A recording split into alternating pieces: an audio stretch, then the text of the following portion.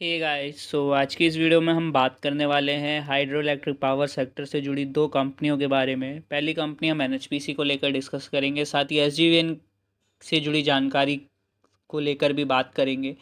जानेंगे कि कंपनी के क्वार्टर फोर के रिजल्ट्स हमें कब तक रिलीज़ होते हुए देखने को मिलेंगे, क्वार्टर फोर के रिजल्ट्स के साथ आगे चलकर कंपनी में कैसा इम्पैक्ट आता हुआ देखने को मिलेगा, और आगे चलकर स्टॉक में लगभग क्या 90 से 95 रुपये तक के प्राइस हमें आने वाले ट्रेडिंग सेशंस में देखने को मिल सकते हैं। लॉन्ग टर्म शॉर्ट टर्म में क्या स्ट्रैटेजी होगी एनएचपीसी और एसजीवीएन के अंदर, इन सारी चीज़ों के ऊपर आज की इस वीडियो में डिस्कस करने वाले हैं। सो वीडियो काफ़ी इंपॉर्टेंट होने वाला है, ध्यानपूर्वक देखिएगा। वीडियो में आगे बढ़ने से पहले आप लोगों से यहाँ पर एक छोटी सी रिक्वेस्ट रहेगी, अगर आपने हमारे चैनल पर फर्स्ट टाइम विजिट किया है तो चैनल को सब्सक्राइब करके बेल आइकन को हिट कर लीजिए, जिससे आपको हमारी लेटेस्ट वीडियोस का अपडेट मिलता रहे। वहीं आपको हमारी वीडियोस अच्छी लगें तो वीडियोस को लाइक करके आप हमें मोटिवेट करें, ताकि आगे भी हम आपके लिए ऐसी ही वीडियोज़ को लाते रहें। वहीं एनएचपीसी के अगर चार्ट परफॉर्मेंस को लेकर बात करें तो फ्राइडे मार्केट में स्टॉक में लगभग 1.12% के करीब की गिरावट हमें देखने को मिली, जहां पे स्टॉक की प्रीवियस क्लोजिंग 85 रुपये 69 पैसे के भाव पे थी। वहीं स्टॉक ने लगभग 84 रुपये 83 पैसे के भाव पे क्लोज दिया। वहीं अगर हम दूसरी तरफ स्टॉक के 5 डे के पैटर्न को लेकर बात करें तो वहाँ पे हमें देखने को मिलेगा कि स्टॉक में लगभग 1.61% के करीब की गिरावट है। 1 मंथ के डेटा में स्टॉक में लगभग 0.35% के करीब की तेज़ी भी नज़र आती है। वहीं 6 मंथ का डेटा देखेंगे तो वहाँ पे हमें स्टॉक में लगभग 1.84% के करीब की तेज़ी नज़र आती है।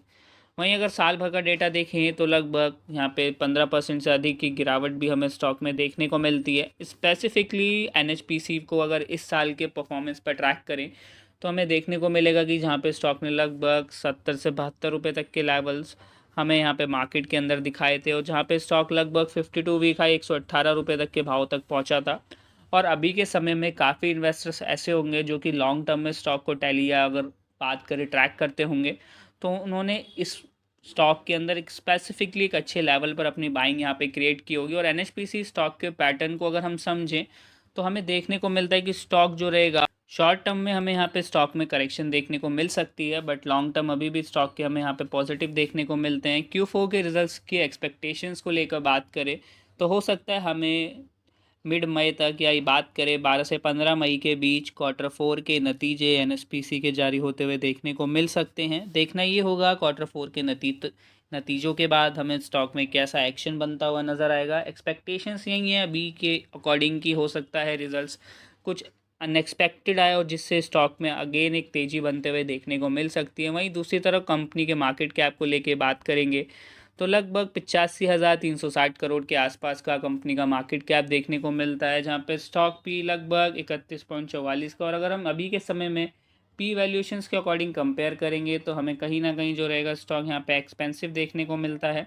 तो देखिए अभी के लेवल्स पर जैसा कि एनएचपीसी एक लंबी उड़ान के लिए हमें तैयार देखने को मिलता है, जहाँ पे फाइनेंशियली भी चीज़ों को लेकर बात करें तो काफ़ी चीज़ें यहाँ पे वरी करती हैं स्टॉक को आगे स्ट्रेंथ प्रोवाइड करने के लिए, चाहे वो क्वार्टर फोर के रिजल्ट्स हो या सेंटिमेंट्स कैसे क्रिएट होते हुए देखने को मिलते हैं। बट अगर हम वहीं दूसरी तरफ एसजीवीएन के डेटा को लेकर बात करें तो एसजीवीएन के सिनेरियो में हमें देखने को मिलता है, जहाँ पे फ्राइडे मार्केट में स्टॉक में लगभग 0.62% के करीब की गिरावट देखने को मिली, जहाँ पे स्टॉक ने लगभग 93 रुपये 45 पैसे के भाव पे क्लोज दिया। वहीं स्टॉक के 5 डे के पैटर्न पे बात करें तो लगभग 3.41% के करीब की गिरावट है। ओवरऑल जो डेटा रहेगा वो हमें एक नेगेटिव साइड पे ही देखने को मिलता है एसजीवीएन का। तो देखिए एसजीवीएन अभी भी जो रहेगा, अगर हम एक तेज़ी को लेकर बात करें तो हो सकता है स्टॉक आगे चलकर कुछ फ्लक्चुएशंस हमें दिखाता हुआ नज़र आए। अभी भी स्टॉक में एक करेक्शन जो रहेगा हमें लॉन्ग फेस में कंटिन्यू होते हुए देखने को मिल सकती है। अगर हम एनएचपीसी की कंपैरिजन में एसजीवीएन को रखते हैं, जहाँ पे कंपनी का करेंटली जो मार्केट कैप रहेगा 36,690 करोड़ के आसपास का कंपनी का मार्केट कैप है, जहाँ पे स्टॉक लगभग 36 के पी पे ट्रेड कर रहा है, जो कि अभी के वैल्यूएशंस के अकॉर्डिंग अगर हम कंपेयर फिगर आउट करें तो कहीं ना कहीं हमें वैल्यूएशंस जो रहेगी वो महंगी देखने को मिलती हैं। और पी रेशो को अगर करेक्ट किया जाए, माफ़ी चाहूँगा, लगभग 40 के आसपास का पी अभी के समय में हमें यहाँ पे एसजीवीएन का देखने को मिलता है। जहाँ पे क्वार्टरली रिजल्ट्स में भी देखें तो जहाँ पे एसजीवीएन ने जो क्वार्टर थ्री के रिजल्ट्स नंबर रिपोर्ट करे थे तो उसमें भी वाई ऑन वाई बेसिस जो क्वार्टरली डेटा को लेकर बात करें तो ईयरली रिजल्ट्स जो था वो हमें एसजीवीएन का जो था कंपैरेटिवली एक पॉजिटिव साइड पे देखने को मिला था, बट क्वार्टरली रिजल्ट्स में हमें कहीं ना कहीं जो था वो डाउनफॉल देखने को मिला। तो ईयरली रिजल्ट्स अच्छे थे एसजीवीएन के, क्वार्टरली इतने खास रिजल्ट्स देखने को नहीं मिले।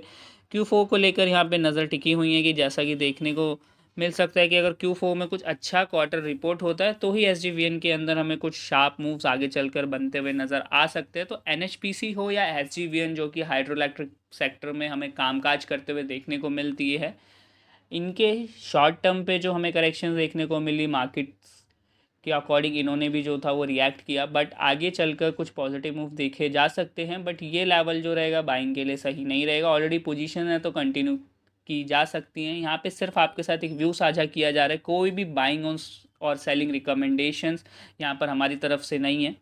वहीं दूसरी तरफ अगर हम डेटा को लेकर बात करें, शेयर होल्डिंग डेटा में एनएचपीसी को लेकर, सो हमें देखने को मिलता है कि स्टॉक में लगभग 67.40% के करीब प्रमोटर की होल्डिंग्स देखने को मिलती है। एफआईएस की होल्डिंग लगभग स्टॉक में 8.80% के करीब है।